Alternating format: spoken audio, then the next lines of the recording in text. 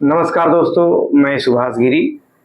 अभी अभी खबर आई है कि तमिलनाडु के दिग्गज भारतीय जनता पार्टी के नेता के एस अन्नामलाई ने भारतीय जनता पार्टी को उन्होंने इस्तीफा 2 दिन पहले ही भेजा था, लेकिन वह इस्तीफा आज मंजूर कर लिया गया है।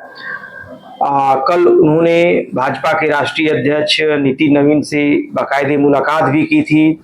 इसके बाद अमित शाह से मुलाकात की थी। यह मुलाकात भी अच्छी रही, लेकिन आज भाजपा से उनका भारतीय जनता पार्टी ने उनका इस्तीफा मंजूर कर लिया है, जिससे सोशल मीडिया में एक देखा जाए तो एक बाढ़ सी आ गई। ये खबर चल रही है कि अन्नामलाई को भारतीय जनता पार्टी से छोड़कर जाना, क्या तमिलनाडु में बीजेपी कभी उभर कर आ पाएगी? आज भाजपा हर राज्यों में आज उसकी मजबूत स्थिति में है। चाहे साउथ के कुछ राज्यों में भी उसका वोट प्रतिशत बढ़ा है, नॉर्थ है, वेस्ट है, ईस्ट है, यहाँ तक बड़े राज्य बंगाल में भी भारतीय जनता पार्टी ने सरकार बना ली है। लेकिन तमिलनाडु में कहीं न कहीं भारतीय जनता पार्टी को एक बड़ा झटका लगा है।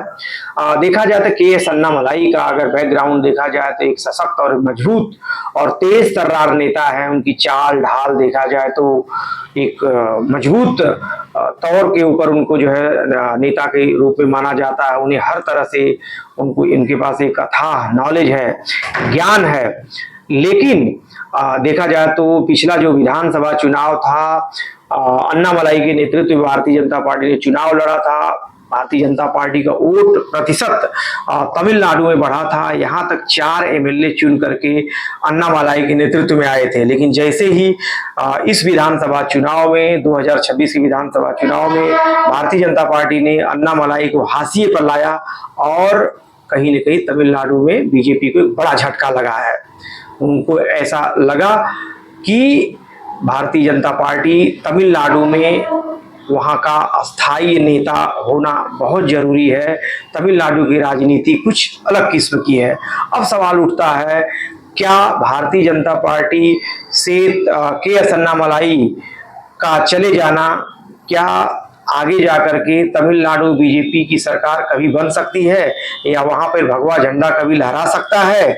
या देखा जाए तो एक बहुत बड़ा जो है कठिन कार्य है, क्योंकि तमिलनाडु जैसे राज्य में भाजपा को अगर सत्ता में आना है तो वहां का लोकल लीडरशिप होनी जरूरी है। क्योंकि कोई भी अगर चुनाव होता है तो हर स्टेट में वहां का जो स्थानीय नेता रहता है, जिसको पार्टियां जो प्रोजेक्ट करती है, उसके चेहरे पर 80% उसके चेहरे पर जो है जनता वोट करती है।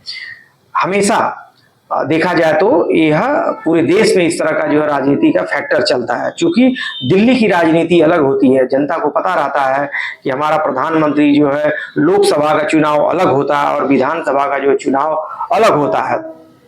अब देखना है कि बीजेपी तमिलनाडु में किस तरह से जो है अपना राजनीतिक समीकरण जो तैयार करती है, और अन्नामलाई क्या नई पार्टी बनाते हैं या कोई दूसरी पार्टी ज्वाइन करते हैं, या किस तरह का आंदोलन जो है तमिलनाडु में शुरू करते हैं, जिसका जनता को बेसब्री से इंतजार है। नमस्कार।